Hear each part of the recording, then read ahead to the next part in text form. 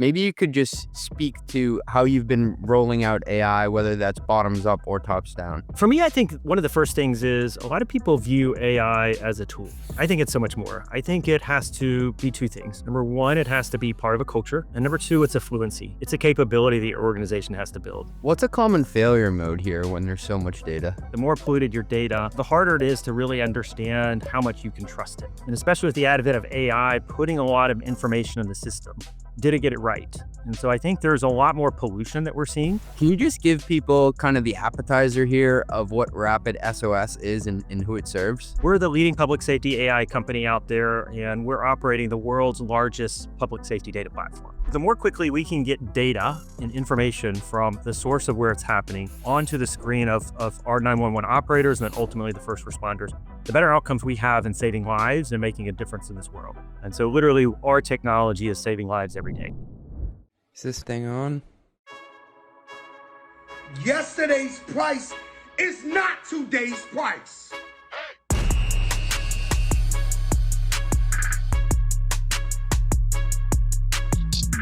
Hey, are you liking this show right now? Do us a favor and we'll do you a favor.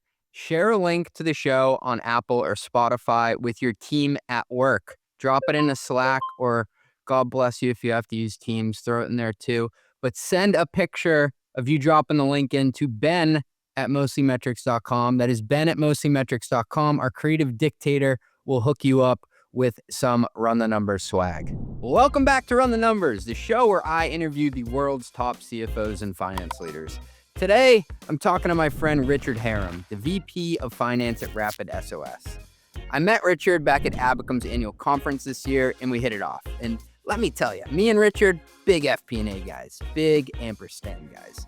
Richard works for one of the more interesting companies I've ever covered. They serve the emergency responding sector, and they use AI to route calls to the right place at the right time, hopefully saving lives in the process. So other than the fact that they're saving lives, for anyone building a business in vertical software, you're going to love how he describes their layer cake strategy to monetization. Richard was also an entrepreneur before becoming a finance leader, and he takes us through some of the lessons he learned managing and motivating employees and how it impacts his leadership style today. We also go deep on the evolution of the FP&A function and what the modern forecast engine looks like when you supercharge it with a strong BI function. And to really spice things up, let's add some M&A to the mix. We talk about FP&A, forecasting, and consolidation, how you do it well, and what you do with your systems after you do a bunch of deals and bring new companies in-house. Please subscribe to our show. It helps us with the algorithmic overlords. Let's get into the interview. Richard, thank you so much for joining the pod with me. Yeah, pleasure to be here. Looking forward to some vibrant conversation. I know you've created a great ecosystem here in San Francisco. And so I've enjoyed a lot of the events you put on and conversations. So looking forward to today. I was hoping before we get into the meat and potatoes of today, like you work for one of the coolest businesses out there in terms of what it does. Can you just give people kind of the appetizer here of what RapidSOS is and who it serves? Yeah, RapidSOS is an amazing company. Joined about 3 years ago, and a lot of it is really based on mission. So we're the leading public safety AI company out there, and we're operating the world's largest public safety data platform. So what that means is really we sit in this world where we connect digital devices to first responders. And why is this so important? We know that in emergency responses, minutes matter. The more quickly we can get data and information from the source of where it's happening onto the screen of our 911 operators and then ultimately the first responders, the better outcomes we have in saving lives and making a difference in this world. So I'll give you a simple example. Imagine driving in a car that runs off and it goes into some trees. You know, in the old days, you would have to stumble out of your car stunned, go back to the road, find help, flag it down and get first responders there. Well, now with technology that exists out there, if you have, for example, SiriusXM crash detection in your car, they pump all of that information through our network. And so we know your car's been in an accident, the speed you were going, the number of people in it, airbags deployed. Also, if you have a smart device, so a smartphone, a smart watch, instantaneously, all that information now hits our system. And we're able to let the dispatch and first responders know that there's been an accident, the severity of it, and so that they can immediately dispatch the help that they need for you. And where you really see the difference of this, there's a great video on our website called 13 Seconds. This was a case where an elderly gentleman ran off the road. His car couldn't even be seen from the road, but because we had the GPS data, because we had the crash detection, police were able to show up, and literally you see on the officer's body cam him pulling this person out of the vehicle, and 13 seconds later, the vehicle is engulfed in flames. And so literally our technology is saving lives every day. That's crazy. So me and my family, we were actually in a car accident last week for the first time ever. Everybody was okay. So we were totally fine. We were trying to take a left in this busy intersection, and there was another car in the other lane to turn that was blocking the car that was incoming. And so we ended up getting hit by this box truck. And so it was a low speed accident, but the thing completely just demolished the front of our car. And I'd never been in an accident before. I didn't even know what to do. And we had the kids in the car, and it's like this scary moment where I felt like I wasn't using my whole brain of what do I do next? Who do I call, etc. Why is the traditional system broken? Because luckily the cops showed up. They were in a parking lot next door. But what's broken about the traditional system in terms of working with, I guess, the phone operators and stuff? Yeah, there's a few main problems out there. So number one, if you just look at the plethora of data that we're getting into the system, now we have all these connected devices, and getting real-time information is something that really helps escalate and speed up response. So for example, in your case, somebody probably needed to call 911 before that police officer knew to connect and come over and find you. The first big problem that kind of exists is the speed at which they get the data. Number two is just the availability of 911 operators. It's an extremely hard job. The things they go through on a daily basis, some of the calls they have to put up with can be people who are at the worst time of their life. A critical emergency just happened. These people are put in just an environment that is extremely critical, where they really need to provide a connection to human beings. And at the same time, they're also getting a lot of calls. Maybe somebody's calling because a cat is loose in the neighborhood and they need animal control to come out and get it. With the limited capacity and availability we have of these 911 operators, finding ways to really focus their attention on what matters most, where they can make a difference in the outcomes. That's one of the huge bottlenecks that exist in the system that we're able to solve through our platform and our technologies. And it sounds like you're sitting at the center of a pretty complex network here. There are emergency call centers. I also know that you work with enterprises or actual companies. Then you have the first responders. Richard, when you think about this network, who is your actual customer? The safety data platform. So we have over 740 million connected devices that feed information to our platform. There's roughly 6,500 ECC or 911 call taking centers. And then you have hundreds of thousands of first responders. Really, this platform is used so that any of the nodes can connect to each other. So if we go back and use the example of that car crash, SiriusXM is one of our customers, and they pay for access to put their data on that network. Why? Because it produces quicker outcomes for them. And then the first responder, when they're responding to that crash, now all of a sudden they know the make of that car, they know how many occupants are, they're able to do a lot of that triage before they get on site. And so that really gives them better outcomes for their communities. And so really any node that connects into that safety platform is truly who we are out there trying to serve. I'm a business model nerd. How does the company monetize across that ecosystem? Number one, just the platform in itself is part of what we have to get out there and provide to the community. And so how do we get all these devices connected? And then each different node of this has a different what it's looking for. If you ever ride an Uber and you press I have an emergency, it's going to come through our call center. And so what we're able to do is we're able to provide better ride service and outcomes to Uber customers. So they're willing to pay us on a per rider basis. And then if you transfer that to the 911 operations centers, a lot of what we're able to do is figure out how they can reduce the load on their 911 operators. World Cup is here right now. It's pretty popular. There's a lot of people here that don't even speak English. These communities that are hosting World Cup sites, they can't pay to have translators on site 24 hours a day during the World Cup. So instead, we have software and technology that can translate, transcribe all the calls. So you can have communications regardless of what language it is. So from an ECC perspective, we're often figure out what are the modules that really help them maximize the efficiency of their operators so that the operators can really focus on the human connections and eliminate a lot of the manual work that comes with data entry or things like the translation transcription. I want to drill into that because you had mentioned one time that we hung out that the ECCs, the emergency call centers, they're staffed at 60%, which blew my mind. How does that shape how your product needs to behave? So, really, we think of the product in two ways. And one of that is how can we supplement what a traditional operator would have to do? So if we go back and use the example of animal control, that's usually a non-emergency type of call. In a lot of these municipalities, the emergency operator is also taking a lot of the non-emergency calls. And so if we can find ways to use AI to supplement that, here's a case in which if the AI gets it slightly wrong, it's okay. No AI is perfect. Those are first places that we can get there. And then we can truly save the emergency calls for the operator where the time is most critical. And the second thing we're doing is how do we reduce the cognitive load on the operator in terms of the work they need to do? So they're having to take a lot of notes. They're having to do dispatch at the same time. They're trying to really assess what's going on in the scene. So the more of this kind of co-pilot we can give them, where now maybe all the notes automatically populate onto the screen, it can work on how do we work with the dispatchers to go ahead and do some automatic dispatch or give the first responders access to this data while they're in the field. And then the first responder doesn't have to spend time with the 911 operator in terms of trying to triage. And the operator can really focus more on where their time is most valuable. Hey, thanks for listening. We'll be right back after a word from our sponsors. Hey, founders and finance folks. You know how early on everything is fast and scrappy, and then suddenly equity gets messy? Spreadsheets break, grant docs pile up, lawyers are sending new forms and collecting fees. It all shows up right about when you're already swamped. Well, if managing your cap table feels like one more frustrating thing on a very long to-do list, you need to know about Pulley. Pulley makes equity management simple and stress-free. You can issue options, model dilution, complete 409As, and more. All in one place with support from real experts when you need it. So if you're raising, hiring, or scaling, Pulley keeps your cap table clean so you can stay focused on building, not wrangling spreadsheets. Learn more, request a demo at pulley.com/mostlymetrics. That is PULLEY.com/mostlymetrics. I got news for you. The ERP category is finally getting disrupted. And if you haven't heard of Rillet yet, please pay attention.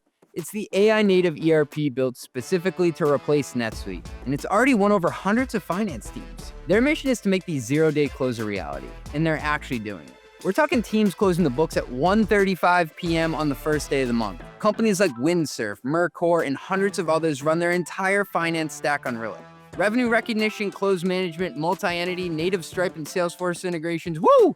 Everything a scaling company needs. They've got 5.0 stars on G2. They're backed by A16Z and Sequoia, heard of them, and CPA-led implementations that get you live in 45 days. That is simply unheard of in the ERP space. If your books aren't running as fast as your business, check out Rillet. Book a demo at rillet.com/CJ. That is RILLET.com/CJ. That's me. Maximor, get your Maximor here. Sorry, I just came from selling Cracker Jacks at the ballpark. Everyone in finance is adopting AI right now. The problem? It's a dozen disconnected tools. Yeah, one for revenue, one for AP, one for the close, and each one needs training and documentation. And the expertise to run them lives in your head, not the systems. Maximor takes the opposite approach. One autonomous finance platform for the whole operation. Order to cash, procure to pay, the close, cash management, and reporting. It all runs on a unified finance context that pulls from your ERP, billing, banks, even email and Slack. No rip and replace. Maximor runs on self-learning agents that learn how your team already works. No prompts to wire, no workflows to build, nothing to document. Every output is audit ready, and when a call needs human judgment, it escalates for review because the agents optimize, not just execute, and your KPIs keep on improving. One PE-backed customer posted 98% of transactions straight to their ERP, no error rate. The other 2% go to a human before posting. You pay only for real outcomes, not seats. See it at maximor.ai. That is maximor.ai.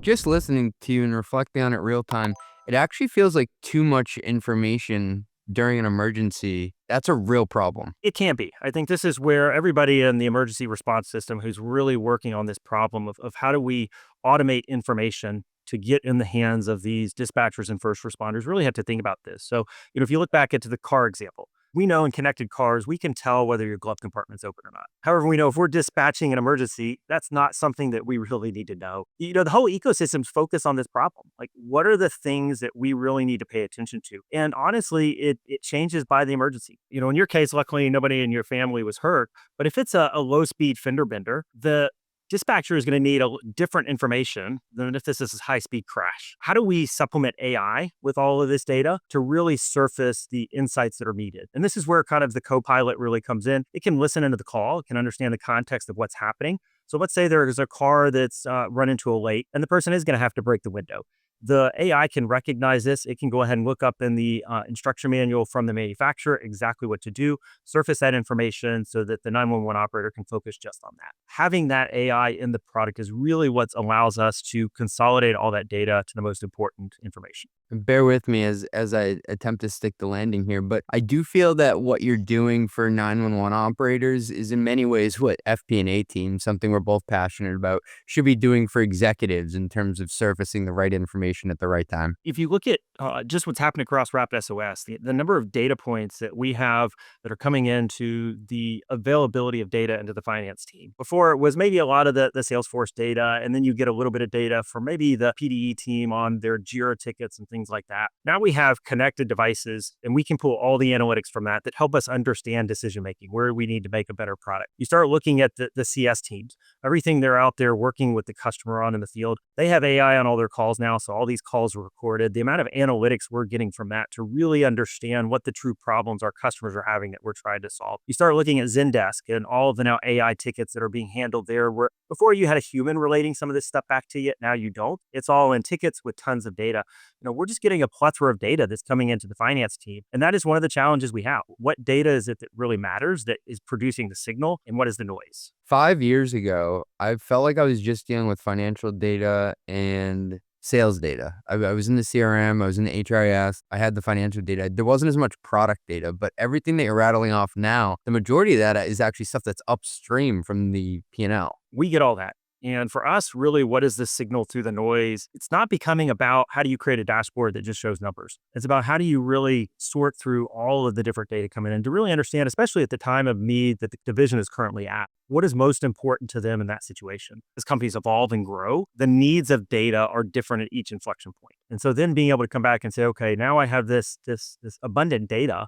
What do I really focus on for the current needs of the company? That's really hard to suss out in some of these cases. What's a common failure mode here when there's so much data? One of the big things we've been solving is the cleanliness of data. Pollution is something that the more polluted your data, the harder it is to really understand how much you can trust it. And especially with the advent of AI, putting a lot of information in the system, did it get it right? And so I think there's a lot more pollution that we're seeing as we get more of this data. And a lot of that's we're thinking, how do we really pay attention to where that source of truth is? And how do we solve that pollution at the source of truth? But then also, how do we think of data in levels? So what is data that is really trustworthy and trusted? And then how do we think down to, okay, what is just new data that we've now put in?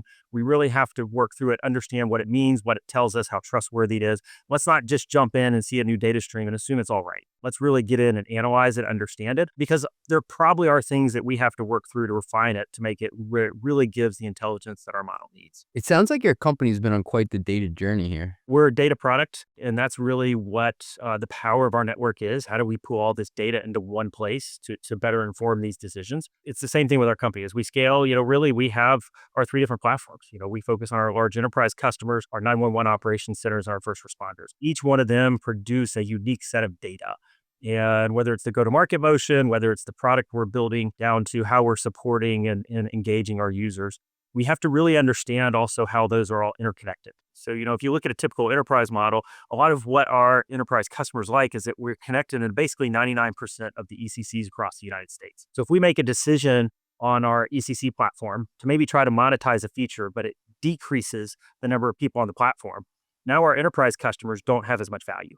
And so the interconnectedness of all that data is also something that really we have to focus on as we try to stitch all this together. Richard, what did your data stack look like early on versus today? Early on, we looked a lot like most of the early startup companies would. When I came in 3 years ago, it was mainly spreadsheets we were using. I remember we started mapping some of the processes from getting data from Salesforce to ultimately our ARR queue. There were about 10 different steps that it went through in different spreadsheets to ultimately get it to that end result. And I think this is what you would normally expect. At that point, product market fit wasn't fully where we needed it to be. And so we needed to have much more flexibility in the system. It wasn't like we could go in and plumb data through the entire system because we didn't know what it would look like at the end. And through that process, as we've gotten that product market fit, as we've seen repeatable sales processes, repeatable contracts, we've been able to now plummet where Salesforce CPQ is the main place most of our CRM and contractual data lives. That all then goes through to NetSuite, where we use Zone Billing to do all of our invoicing and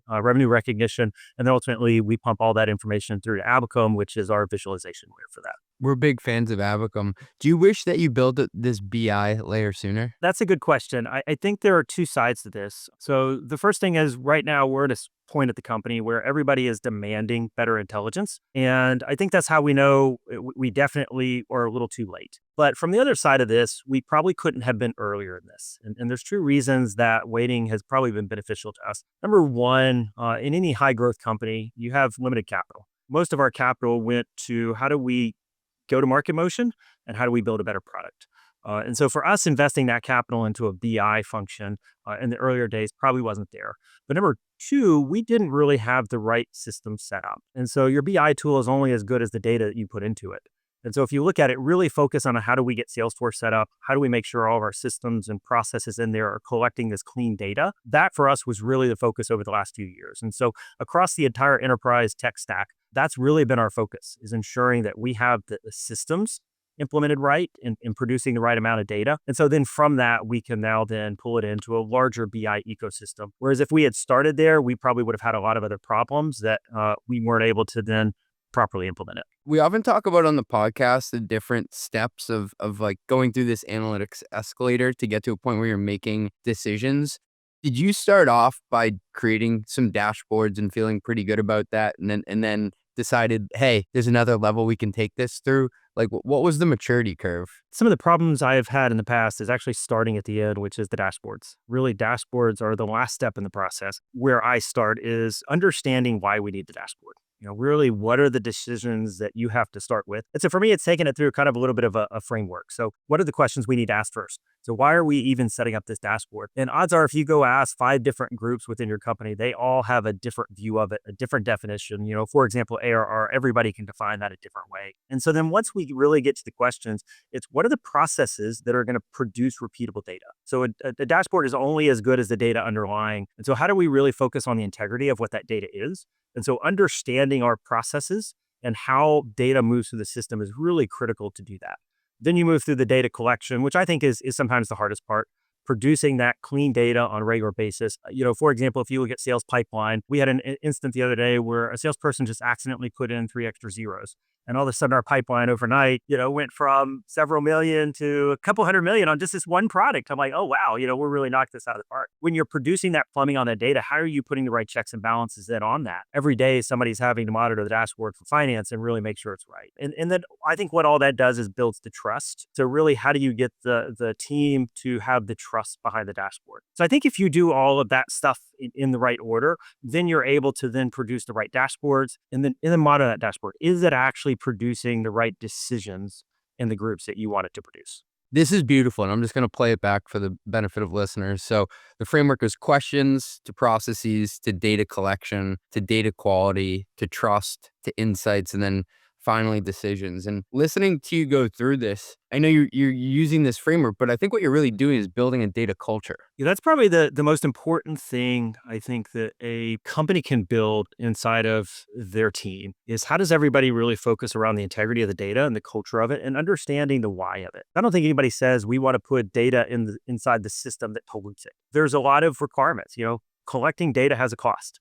It's not free. Every point that we collect from our sales team has a cost to it. They have to put that information in a CRM. Every time we ask the product team to get in there and fill out a card in Jira, that's time that they're spending on that they're not spending on something else. The other day, we showed internally a view of our pipeline of what the different products were and where we saw the pipeline coming to our product team.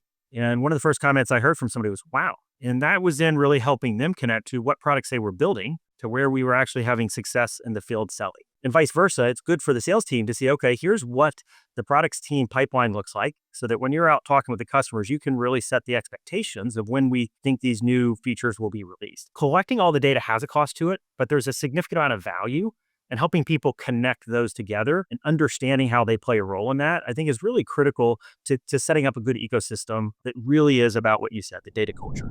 Hey, thanks for listening. We'll be right back after a word from our sponsors. Listen, I'm no mathematician, although that is what my mother-in-law tells people I do for work. My son-in-law is CJ. He's a mathematician. If your finance team expands linearly with your headcount, your leverage is broken. Too many CFOs waste incredible talent on low-value maintenance, manual reconciliation, chasing missing receipts, and policing $30 software subscriptions. Woo, woo, woo! It's the expense police, run! That's a systems problem. And that's why you need Brex. Brex is an intelligent finance platform powered by AI workflows that handle the heavy lifting automatically, which is a fancy word for without you. Instead of burning elite finance minds on administrative maintenance, Brex gives your team the leverage to focus on momentum and growth. Thousands of companies, including Anrok, Coinbase, and DoorDash, already run on Brex. Stop asking your A-level finance talent to do B-level admin work. It's time to get Brex. Head to brex.com/metrics. That is brex.com/metrics. Today's episode is brought to you by Anrok, the sales tax platform behind companies like Anthropic, Notion, and Vanta. Here's a fun way to totally ruin a Tuesday. Open a letter from a state you've never set foot in, telling you that you owe back taxes you didn't know existed.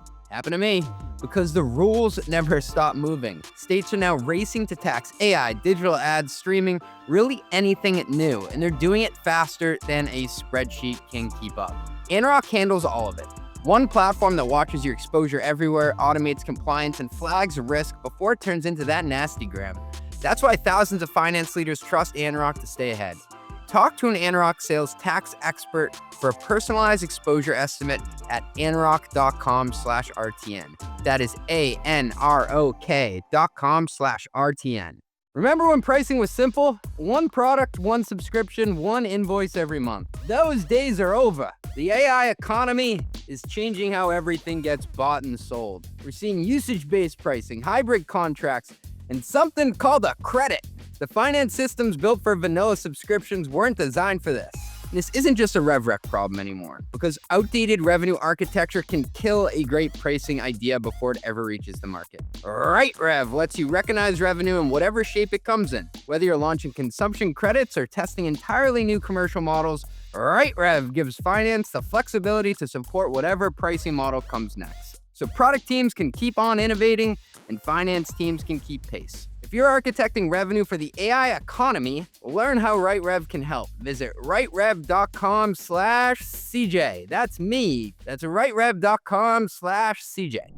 It sounds like you're allowing employees too to use that data to empower their own decision making. I often go back and forth as to how much of having a BI team, an FP&A team, I think the two are kind of converging, but how much of that can be self-serve and how much of that is you actually have to field the questions because the people actually sometimes don't know what they're actually asking for. Another benefit for us being, probably a year later on the BI journey than I would have originally thought is the speed at which the tools in the BI world have changed is pretty incredible. Yeah, two of the ones we're laying out there, Omni and Hex. It's just like you're chatting with a Claude or a ChatGPT, and it has access to your universe of data. It can help you sort through what is the actual question you're looking to answer.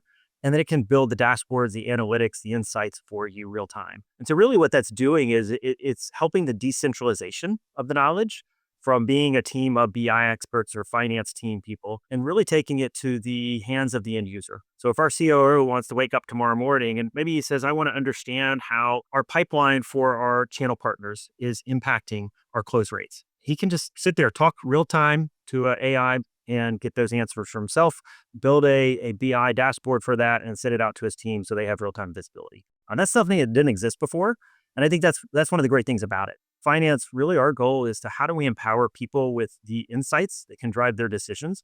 And so it's often been a friction. We've been the bottleneck into really driving some of these things forward. And so now our role is really how do we ensure clean data inside of the system that really lets them then find the information that they need quickly. I love that. And maybe this is a nice dovetail into speaking about AI and how your company's been adopting it, because I know that you're passionate about creating an org that feels motivated to learn on their own. They enjoy taking something and building something, having a culture of builders. Maybe you could just speak to how you've been rolling out AI, whether that's bottoms up or tops down. For me, I think one of the first things is a lot of people view AI as a tool. I think it's so much more. I think it has to be two things. Number one, it has to be part of a culture. And number two, it's a fluency. It's a capability the organization has to build. I got access to Claude for Excel, which I think is the probably biggest innovation the world's seen in the last 100 years from a finance perspective. Over the weekend, I got used to it and I just started building with Claude Code some programs that I wanted to do. I really overbuilt for my first round of this. And I was trying to put in some API connections to live bank feeds that I just had no business. You built a hotel when you just needed a house? I just needed a house. And so part of what that was, though, was a learning process for me. You had a podcast guest on and y'all were talking about running.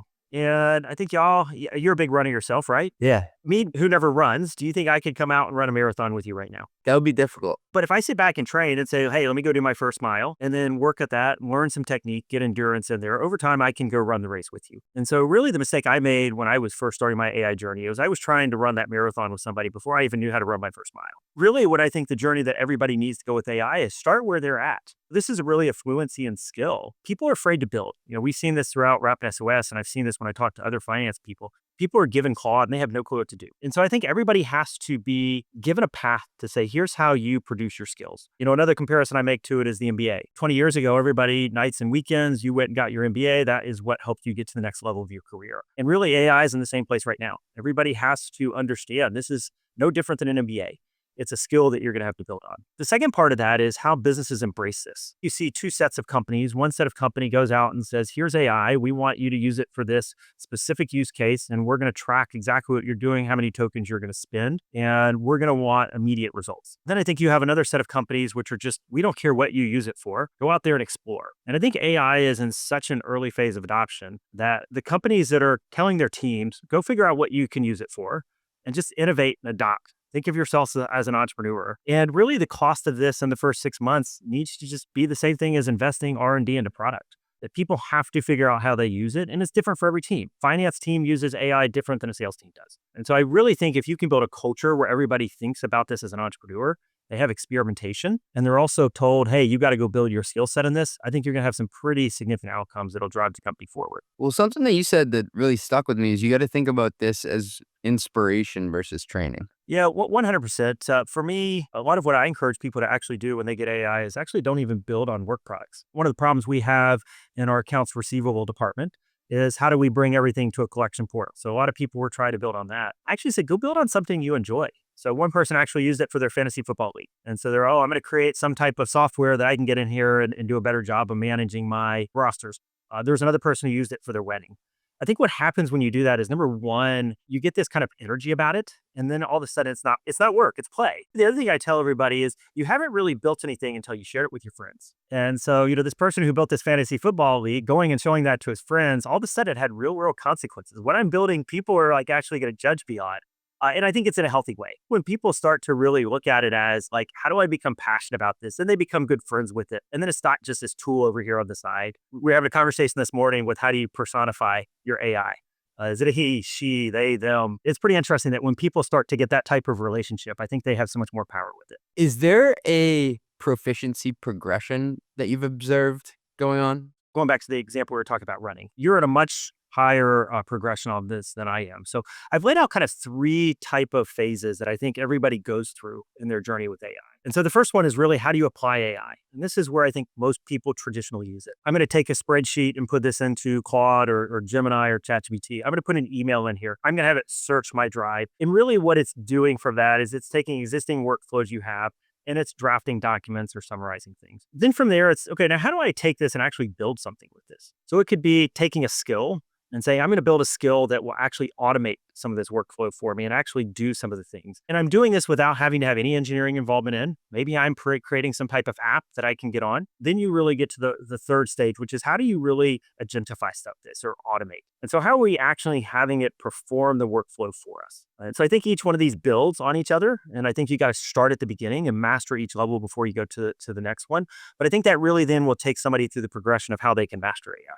I love that. One of the things that I got a ton of energy from in hearing about your background was your long journey as an entrepreneur before moving over to the finance side. Maybe to bring people up to speed, could you describe the business that you had started and worked at for, I think it was almost a decade you had this business? Close to 8 years. So my first business was actually as a kid, 8 years old, mowing lawns. And I remember my entrepreneur journey started when I actually hired one of my friends to help me. And my mom said, Why are you hiring help? Why don't you just keep all the money? And I'm like, Mom, I can mow more yards in return. I don't have to pay him what I'm getting. With Zaya, really what that came about with, started that with one of my good friends. And there was this recognition that where technology was going in terms of building automation was moving away from this just go install a prepackaged conference room. Instead, how do you really do a design build process? So you have all these commercial users that were starting to integrate things like Zoom, video conferencing. Technology was really starting to move forward. The biggest thing that helped building automation was actually the iPad, because now you could actually have a touch screen that actually had some type of user interface on it. So really, we recognized where the overlap between technology and business was really starting to come in terms of how people use technology in the worlds in which they worked. And so from that, it came together. We basically bootstrapped the company, had 50% growth every year for over 8 years. And finally, about 8 years into that, 3 major cities, large customers, everything from Disney, Universal, Fortune 500, Harvard, Boston College. And there was kind of a deviation between where the other founder wanted to go and I wanted to go. And I am all about how do you scale companies? How do you continue to grow and excel? And a lot of that is empowering people to really ride the business. And he liked a little bit more of the lifestyle type company. So we came together and basically said, you know what, we've had a really good run at this and found a way that I sold my part of it. And it was a little bit of bittersweet. It was a great ride. I really enjoyed it. But I think it taught me a lot of lessons that really helped me elevate to the next adventure I went on in life. Something that stuck with me from your story when we've caught up is how you gave different people in the company room to grow and how you supported them just as a manager. I feel like this is a great lesson, not just for finance people, but anybody rising in an org, and how to put people in the right spot on the court to succeed. Because I know you dealt with tons of different personalities throughout the company. Human capital is the most important capital that any business has. I always tell people I don't believe in the work-life balance. I actually believe in the life-work balance. And that is your life should always come before your work. And if we're going to find the best human capital, we have to really treat them with the respect that they deserve. And we have to treat them as our most valuable asset. And so one of the things I've always been a huge proponent of is an individual development plan. So an IDP. And with this, what we do is we come together every 6 months and we ask them a couple questions. You know, when you're sitting there on your deathbed, what is it you hope you remember in life? And anybody who says, oh, I remember that Saturday I came into the office, like, okay, that's not really what you value in life. You know, it's seeing your child score their first goal at the soccer game. Cool. That's where you want to be. That's what you prioritize in life. Now, how do we work back and say, where do you want to be 5 years from now?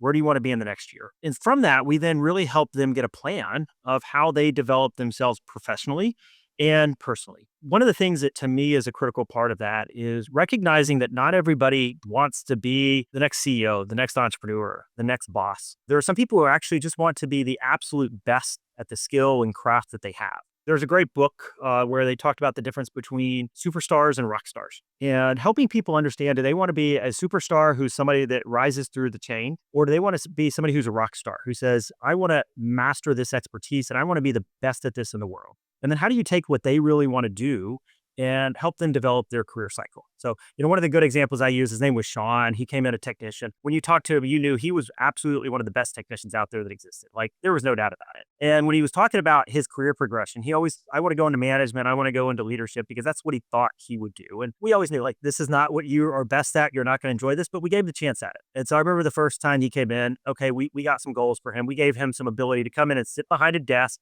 and actually do some of the work at a computer. And he came back 6 months later, like, I don't like this. Okay, cool. And so we put him to different kind of jobs every time he went to an IDP. And after about a year and a half, he's like, you know what? I love being out there in the field. I love building these projects. And I love absolutely every day saying, I'm the best expert that does this. It was just really cool to see his progression. But ultimately, you know, he's gone on to be very successful in what he does. But everything we do is about how do you bring the best out of the person that's working on your team. What did you learn about depending on heroes or hero selling or hero technicians and like the superstar people and dependencies? Because I'd imagine there were some people in the business that, like, I've had this in my own team, like, I'm screwed if that person leaves. Probably a lot of the same journey you went through. I'm not sure you had somebody who logged into your podcast ahead of time to make sure all the audio video was set up. Your first few events you did, I'm sure you were handling that all yourself, all the RSVPs, printing out the name badges and things like that. I think every company starts with actually heroes. And that's really what builds it. You think of an entrepreneur in most cases is hero. There's somebody who can do everything. They can find all the solutions. But the issue comes with as you scale. And as you scale, you start to see these issues where now this entrepreneur, this founder is really good at making all the decisions. But in the beginning, maybe there was 5 decisions to be made a day. Now there's 50 decisions to be made a day. And if everybody has to wait for that entrepreneur to make that decision, you now have a bottleneck. One big part of this is as companies scale, they just have to recognize we're going to move from more generalists who do more things to more experts, people who are really good at their skill and do fewer things, but they do it incredibly well. And so I think that's one place we see heroes. I think the other place we see heroes really comes with people who build this absolutely incredible Excel spreadsheet. I'm sure you built some in your career. I built some. They have all these macros. They do all these really amazing things. As soon as you go on vacation, it breaks, you're done. And so now as companies start to scale, we have to start to think about how do we take this process away from being a human-oriented to systems and process. That's another place that we see the hero system breakdown. That's a lot of what we've done at RapidSOS and the FP&A department. We said, how do we institute these systems? So Salesforce, CPQ to Abacom, so that you don't have to have the human in the loop to make it work. You've worked through most of your career, whether you were the founder or you're working for a founder in these ecosystems where there is a personality that's leading the place and it's a rapid hyper-growth company. What have been your reflections or kind of the parallels of being in those environments? Well, first of all, you make a lot of mistakes. One of the biggest things I've learned, if you're not making mistakes, you're either not moving quick enough or you're being too conservative. Too many people are paralyzed or afraid to not make decisions because of the outcomes that'll happen. One of my good mentors gave me, because it was something I struggled with early on in my days of, how do you know you have enough information to make a decision? And he says, if you've gotten 80% of the information, you probably have enough information to make the right decision. If you have 90% of the information, you probably waited too long to make the decision. Wait, drill into this. This is so amazing because I think it's true. Yeah, no, it is. I mean, you think about it, getting the first 60, 70% of the data is probably the easiest part. But then you have to start digging into the nuances and you start questioning, okay, if I make this, what's the second order ramification of this? And eventually you get to the point where I'm pretty comfortable with this. For us finance people, we're really analytical. We start to play out the chess game. What are all of the different things that could happen from this? And so then we want to say, okay, man, cool. I'm sitting here looking at raising pricing on this product. Well, what happens if I start to have churn? How can I go back and win the customers? What places are going to churn? Let me go start doing A/B testing. Meanwhile, you've wasted another 6 months to a year. And had you just gone and raised pricing, you probably would have seen nothing happen. You would have been able to react quickly enough if it did to really change the outcomes of it. Sometimes I'm like a dog with a bone. So I heard the pricing example there. Do you think that startups often undervalue the product that they're selling or trying to bring into the world? 100%. I'll use an example that we had in our company with Disney. When we first went in there, Disney is notorious for beating up on its suppliers. On the reverse, though, they don't have a problem charging you a premium for a ticket when you go there. So I paid top dollar to bring my whole family there. As an entrepreneur with a small company, like Disney makes a difference in our trajectory. And so you go in there and you want to make sure you win at all costs. And so you will go in, you'll underprice your product. And you can honestly do that because you don't have a big infrastructure built out around you like a lot of the bigger companies do. But then as you start to win those types of projects, now all of a sudden you have to have this infrastructure. You have to hire the project manager. You have to hire more people in your accounting team to handle all that. What happens is you're not adjusting your price relative to the value that you're providing to these companies. And so I think the natural tendency is to think that, oh man, if I go in here and raise my price, the company is all of a sudden going to dump me. I think what most companies realize is they will pay for the value they get. And so as you're able to provide them more value, as you're able to get in there and really understand the customer better, there is actually a lot of appetite for them to pay you more because if you're providing that value, they don't want you to go out of business. They don't want to go find new people. And so I do think a lot of entrepreneurs, especially when they get that first big anchor customer, they never go back and revisit, okay, now how can I update my pricing to really reflect the true value I'm bringing? To make that more real, was there a time where you raised prices by a good chunk and then you had to see if they churned or stuck around? Yeah, I remember in the first parts of Zio, the AV company we had, we raised our rates from about $85 to $120. And so this was the early 2010s. So that was a pretty significant increase. We expected a little bit of churn, but we actually had zero churn. We had one customer call in and we just simply explained that, we think we provide good value of service. We're actually one of the only companies in our industry that gives health benefits to our team members. This is what it costs to service you. And hopefully you find that we provide the value. For somebody listening out there, maybe we have a lot of entrepreneurs that listen, founders, and then a ton of finance people. What are some signs that you may be underpricing your product? When your margins start to compress, one of the things I think that a lot of entrepreneurs don't understand is what their margins are. So let's use the example of the AV company I was in. How much does it actually cost us to deliver service? When you talk to some of these founders, they'll say, oh, I pay a technician $20 an hour, then maybe, $10 an hour for things like vans and stuff like that. When you actually look at it, a technician on average works about 60% of the time you're paying them. And so right there, you now have, roughly a third of the time that you have to allocate up for. Then you have all the overhead and all the other resources they consume. And so what about the time they're stuck in traffic? What about all the benefits you have to provide them? And so really once you get in and you really allocate all the costs to that and you really understand your COGS, you're going to start to see your margins slipping. And as soon as you start to see that margin slipping, you're either not being effective and efficient, or you're not truly pricing for the services that you're providing. So the second place I've seen it is when you're winning everything. If you're winning every job that you quote, odds are you are probably the cheapest person Isn't out that there. counterintuitive? You're winning too much. Yeah, you are. But this is where a lot of companies get in trouble is they go out there and they win too much. Now, all of a sudden, I have too many projects. I have to hire a whole bunch of other people. As that increases the burden on the system, my profitability goes down. And so now I'm probably actually going to be losing money because I won too much business. I can't get out of the contract, so I still have to service it. And I think that's where you see a lot of times these companies go out of business just because they've gotten out ahead of their skis. Richard, I'm going to take you into what we call our long ass lightning round. So you're a Renaissance man, but what's one thing you've messed up on the job before? As an entrepreneur, I probably made $1 million of mistakes. But the one that always comes to mind for me, I don't know if you'll be able to relate to this, but I was an intern and worked for a semiconductor firm. So this company did about $500 million in revenue, and this was back in 2003. If you know anything about semiconductor world, they produce a ton of chips that probably cost a few cents a piece. And so it's actually a very small cost of goods sold for each chip. I actually didn't know that. I assumed it was expensive because NVIDIA stocks through the roof. Yeah, you look at NVIDIA, but below that are a whole bunch of semiconductor wafers and individual chips that go to produce a component in a package. And so each one of those little wafers, it may cost $10,000 for a wafer, but they're fitting 20, 30,000 chips on that wafer. And so when you still really start to go look at the COGS of these things, you have a significant amount of data you have to put in. So at this internship, I basically automated an Excel model using macros and everything. You loaded the data in, you pressed a button, an hour later, you came back and it gave you the results. The first of the month, I was scheduled for the first time to present basically in front of the whole company, had the CTO in there, really showing them the cost profile. Made the mistake of loading fresh data the morning of before I did it, pressed the button, came back right before the meeting, presented it. Come to find out, the data team in the back end had restructured the way that they had done all the data. And so I did not notice, but 5 minutes into the presentation, the CTO calls out, I think something's wrong with your data. Needless to say, he stopped the meeting right there. So I very quickly learned, never refresh your data right before the meeting. I've been there before too, and I'm like, I've uploaded this and refreshed it 1,000 times. Let me just run it through the model and I'll go live. But that one time, like, shit, something's off here. You can appreciate how salespeople are with their demos with customers. If the demo goes great, but as soon as you get in front of that customer, it's going to break. I have this pain in my heart whenever I watch someone do a live product demo during a conference. Like, I really hope this goes okay. As the FP&A team moves to more of this kind of product-related infrastructure that we're putting in, I feel the same way. Before it was a spreadsheet. I knew how it was going to operate. Just the other day, I was presenting somebody on Abacum and we had some really good dashboards. In the back end, somebody was refreshing data from the quarter in the middle of the presentation, my data just changed. Luckily, this was internally and everybody could laugh at it and we just kind of moved on. But it's always that fear. If you could give your younger self advice, knowing what you know today, what would you tell them? Take more risks. I think I was, really conservative. As a finance person, you always weigh the risk versus return. And sometimes you just got to throw it out the window. You're young, you can make things up. Just go out there and do it. In many ways, risks are wasted on the youth.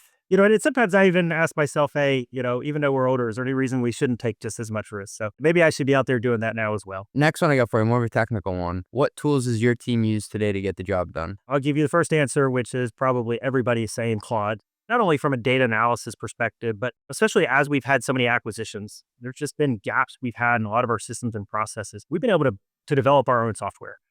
So that day we did it with Collections Portal. We've actually designed an entire Collections Portal. So now we've unified collections across all the different companies that we have all in one system where we can see it. Another answer though is also Abacum. I've had that now for almost 3 years. And that's something from my perspective where from a finance world, I can log in and see all my data in one place. There's no opening 10, 20 different spreadsheets, but it's also easy enough where I don't need some type of BI analyst to get in there and actually build my dashboards. And so I'm living in that all day long. My team's in there all day long. Really, we don't go to spreadsheets anymore. That's where we do everything. And so that's been a huge unlock for us into being able to connect a lot of the different pieces of the company into how do we see that in one quick, efficient dashboard. What's the craziest thing you've ever had someone try to expense? This is a place where I've been very fortunate. We really try to educate people on how they can be good stewards of the capital of the company. Back in the day, we had somebody who worked in the office, and so they had a credit card to go out and use for a lot of the vendors. And one day we started seeing gas charges pop up on this. We go confront him. Hey, what's going on here? Why are you having gas charges on this? He openly admitted that he was charging his personal gas, the company credit card. He knew it was against company policy, and he had zero problems with doing it. It was probably also the easiest decision of how to fire someone that I've ever made as well. So, Wow, what a move. maybe that's his modus operandi with different companies. Richard, it's always a pleasure to hang out with you. I appreciate your storytelling ability and also just telling us all about what you're doing with data. Thank you for everything you do in the community. Huge asset, and I know we all get value out of everything you produce, so thank you. Thanks, man. Run the Numbers is a mostly media production. Yelling and intro by Fat Joe. Artwork by Meg D'Alessandro. Show is executive produced by Ben Hillman. Nothing said on this podcast is intended to be business or investment advice. It's the sole opinion of me, a guy who feeds his dog way too much ice cream and has a history of net operating losses. LOL. If you like this podcast, hit subscribe and give us 5 stars. It will take like 2 seconds and our algorithm overlords love it. Drink water, call your mom, and have a great day. Peace.